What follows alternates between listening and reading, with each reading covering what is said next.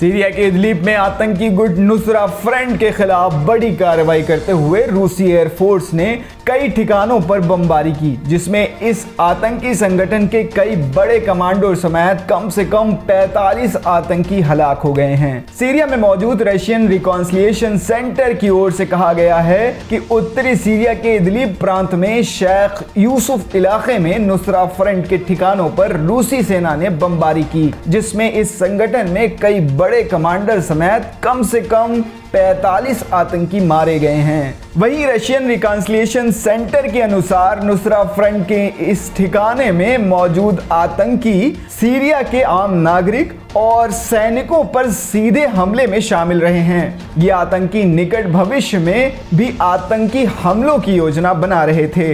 Report के अनुसार रूस की इस कार्रवाई में बिलाल सईद और अबू दुजाना देरी जैसे कुख्यात आतंकी भी मारे गए हैं, जो इस आतंकी गुट के मैदानी कमांडर थे। वहीं संयुक्त राष्ट्र की महासभा में हिस्सा लेने के लिए पहुंचे अर्दोगान इजराइल के प्रधानमंत्री याइर लैपिड से मुलाकात करेंगे, जहां दोनों नेताओं के बीच सीरिया समेत कई स्थानीय मुद्दों पर चर्चा होगी। 2008 के बाद ये पहला मौका होगा जब अर्दोगान इजराइल के प्रधानमंत्री से मिलेंगे। बता दें कि संयुक्त राष्ट्र का वार्षिक सत्र 20 सितंबर से 26 सितंबर तक होगा।